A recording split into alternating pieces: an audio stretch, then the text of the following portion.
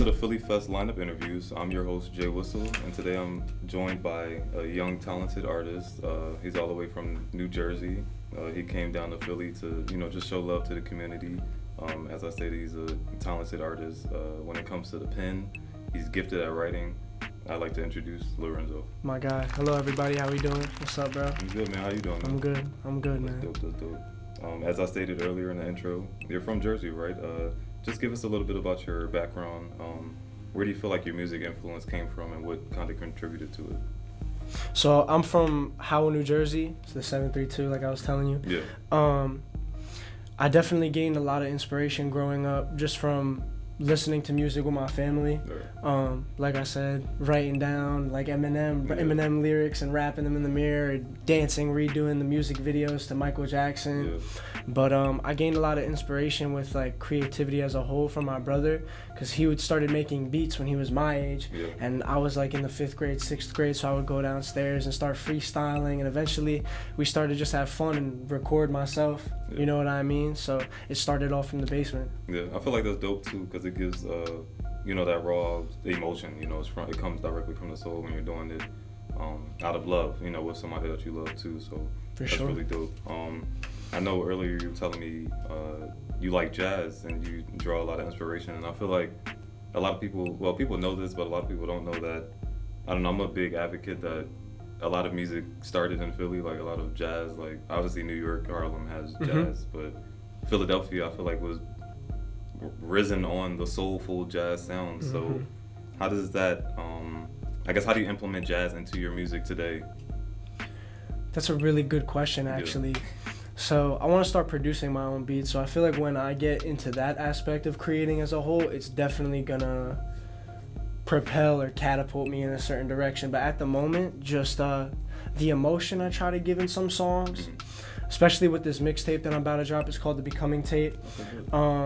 I listen to a lot of like Miles Davis, John Coltrane, Johnny Hartman, Chet Baker's like my favorite, Frank Sinatra, and the different feelings that each of these songs will give off. I'm not really good with names of songs and whatnot, but the feelings it gives off is what really resides with me. So I try to implement that currently either into my writing schemes or the beat selection that I have per se. You know what I mean? So for sure. Okay, and you said you're coming out with a project titled Becoming. The Becoming tape. If you can definitely give us some more insight. How did that, become a thing? Like, how did that come into play? So with my guy Shane Fox, who runs Leah Course Talk, we're actually throwing a show to promote the mixtape, and it's a hometown show. I'm throwing it at a Swing Time Arcade in Howell, New Jersey. It was literally an arcade I grew up going to because I really wanted to give the hometown effect, especially for myself. So like I said, I grew up going to that arcade, so we're throwing it there. Gonna have some peoples that I grew up with perform as well and DJ. So that's really cool. But the idea for the project is this journey that I'm currently on. It's definitely a mix of emotions, good and bad, but bad. Yeah. You know what I mean? Whether it be like losing loved ones, Right. separating from a significant other, drifting from people you really care about, whatever it be. Those bad moments don't need to be viewed as bad. True. You know what I mean? Those are all character developing things and just developmental events in your life that can bring you to wherever you want to be. And I've been meeting so many people, bro, and just I've been performing a lot, making music, and just going out of my way to really chase this dream. And I feel like I am becoming who I'm meant to be by chasing my purpose. That's really dope. So yeah, that's what this whole project is. And on the different side of it, I did something called 22 by 22, which is I dropped a single a week to SoundCloud and put 5 pieces of content behind it on TikTok, YouTube Shorts, Instagram. Really so I'm picking like my favorite songs out of that course of time and dropping a mixtape out of it. So that's the Becoming tape, bro. I'll be seeing like your videos. You try to implement your fan base into a lot of your content, and I think that's important, because if you're not doing it for that reason, then when are you doing it for? To spread emotion. So I guess like, what's something that you want your fans to take away from your music or your collection of work? 2 things. 1, it's kind of basic, but just be you. Yeah. Simply, like as everybody says, you know what I mean?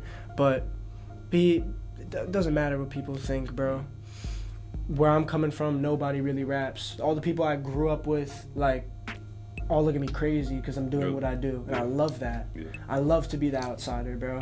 You know what I mean? And stand out in my own way. Right. And then meet like-minded people along the way, such as yourself, Nasir and everybody, you know what I mean?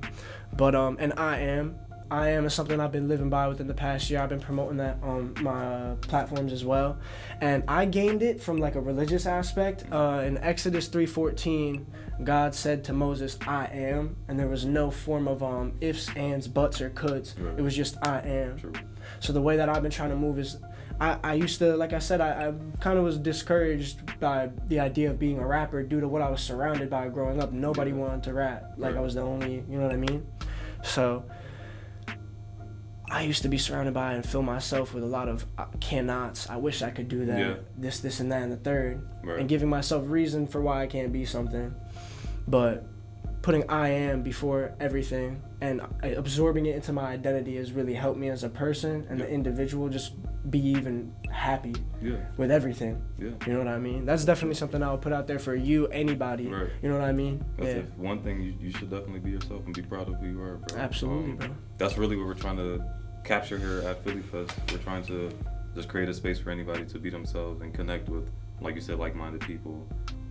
So I guess my last question for you is, going into Philly Fest, what's one thing either you or you want other people to come out and take from Philly Fest? Being as though, it's a community-based event. That's the whole thing. Yeah. Just a community. Right. Because we were having a conversation before, like there's a lot of separation in Philly, and I'm not even from Philly, and I see it.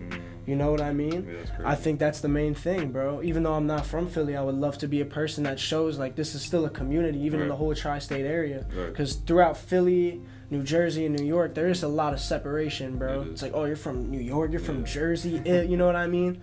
It's a community. I know, right? It should be all together. We'd be so much stronger, bro. The tri-state area could take over the world, bro.